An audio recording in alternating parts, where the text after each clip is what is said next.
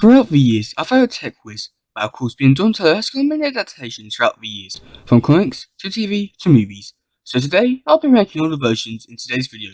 And before we get started, this is my opinion. And before we get started, if you do like this content and want to see more from this channel, please do make sure to subscribe and like and turn on post notifications. Now let's go on with the video.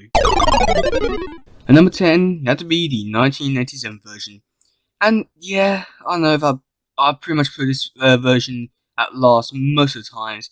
And yeah, again, I'd put it here just because it's a very basic version and all his machines somehow work miraculously to do whatever he wants, and at the end of the episode, they'll somehow fail. And like, some of his inventions are just so stupid, which, yeah, it's just so, it's why he has the skills to be the smartest person in the world, and yet he uses them to build a pizza oven or something like that. It's just so stupid. And number 9 had to be the next Mutation version. And yeah, I know people hate it, so do I, but I feel like what this version does better than 87 version is that he's at least live action.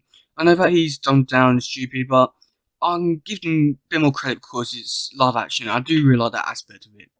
But yeah, there's really not much to go off of other than he's there.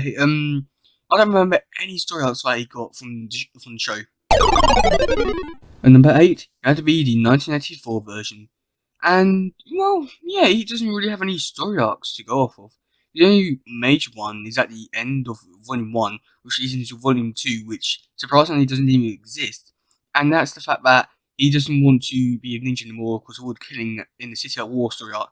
So that really surprises me, and also, if that really is his only story arc in the series, it really just confuses me. He doesn't really have anything other to provide. He doesn't build anything. It's just really there to just round up the team as a whole number. And yeah, it really disappoints me because because like many people do like Donatello, and for this to be the starting off point, that's devastating. And number 7 had to be the Bay version. And yeah, I feel like at least this one, I know that he doesn't get any like story arc or anything, but at least he can build stuff. Not really. But like he's a very good looking one in terms of like he's the most unique version of Donatello. Where you can tell that it's him because everything that's got on him, which is like nerdy and all that, which you can then tell that is something which a Donatello would wear. And yeah, it doesn't really go through like any story arcs, nothing really like that. He's there, he's good, does his job.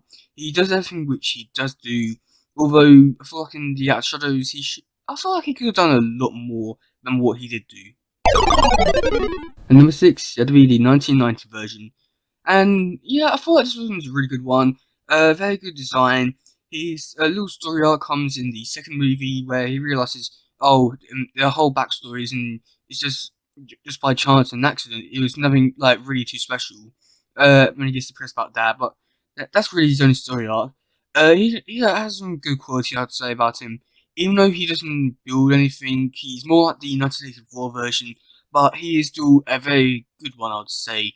At the very least, he reacts really well with Mikey. He doesn't really.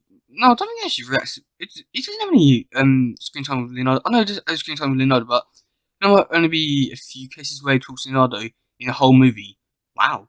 But yeah, I feel like he has some interactions with Raph, but really they're limited. So I feel like when he got just put it bluntly and in a pun, he got the short end of the stick.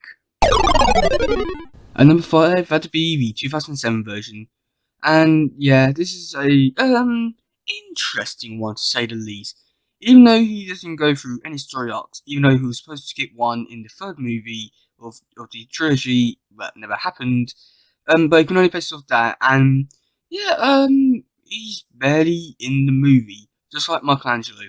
But I feel like the one thing which just put him higher than all this one is the fact that he has his job, and I just like that about it. That he's working tech support. Yeah, that's just amazing. We need Gibbs Onto to do more of that stuff in the future. Oh god, yes, we need Tech Wisdom. Oh god. Oh yes, we need him. And number 4 had to be the IGW version.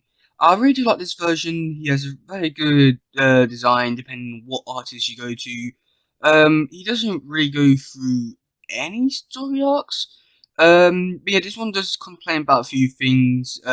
Where like he's arguing against Splinter and Leonardo about the fact that they're reincarnated because he just wants to believe in like science, not like history, destiny, fates. This version died as well, like a pretty brutal death as well by Rocksteady's sledgehammer. And then he went to the future to see a devastating future, and Donatello is the only one who survived because he didn't want to die. So now he's trying to change it all up by creating Millhead, which has now nearly killed him, and in fact led to Splinter's death. And yeah, that's really sad. But basically, he was the one responsible for it. But yeah, this is a very decent version. I feel like he hasn't really seen his full potential yet. I would say, he doesn't really build much. He more helps with Harold. But aside from that, he is an okay version. I'd say he's an upcoming rising turtle. I'd say. But yeah, I feel like this version, it has potential to be far greater than all the other previous versions, and also versions which I'm about to talk about. And number 3 had to be the Rise of TMNT. And yeah, I know that loads of people hate the Rise, but this one is actually really good. First off, he's a soft shell turtle, so he has to build his shell basically, and that is a very good concept and very good idea, which I'm very surprised no one has ever thought about that before. That's a very good way, and also a good way to sell toys as well, I guess. Yeah, and also he's very sly, cunning, and jokey, very good like that. And like his only story arc so far, which I can tell from the show, is the fact that he basically hates his brothers and he's smart than all of them and all that. It's basically Sheldon from Big Bang Theory. There's no doubt about that. But yeah, this is a very good version. Yeah, I got nothing really bad against him. He's a very good version. I really want to see more of this kind of Donatello in other versions. Yeah. And number 2 had to be the 2003 version. And yeah, I know that people might be thinking, oh, well, why isn't he number 1? Well, this one is good, I'd say. I do really like this one because I grew up on him. It doesn't really go through any story arcs or character development. I think the only one he just go through is at the end of the season, season 7, when he has to try and get Splinter and realizes, oh, not everything is his fault when it could have been. It's a good design choice. Voiced by a good actor, although sometimes he could sound a bit gay, even though the actor looks a bit iffy in some photos on his Instagram pages. So I'm not going to say what ones. But still, yeah. This is a very good one. But yeah, I don't know. He doesn't really meet my expectations of a Donatello, but he has some good stuff in there. He builds stuff which is very good. He makes some jokes, but not too many. And then also turns into a monster. What more could you want? A big, young mutation monster, and yeah, this is incredible.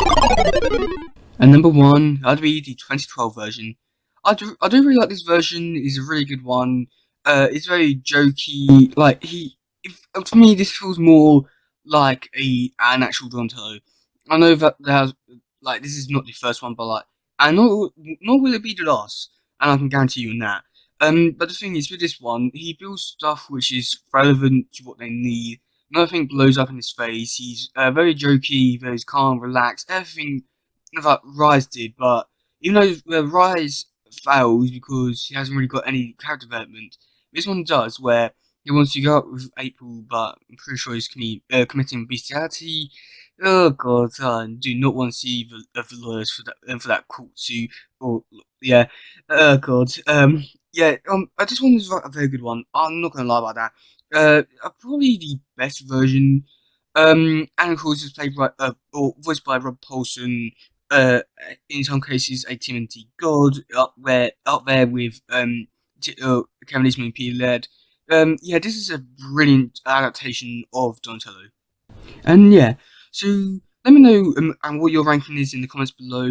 And yeah, so that's gonna be it for today, guys. If you do this one, please share, let's subscribe and all that stuff. Goodbye, yo, bye.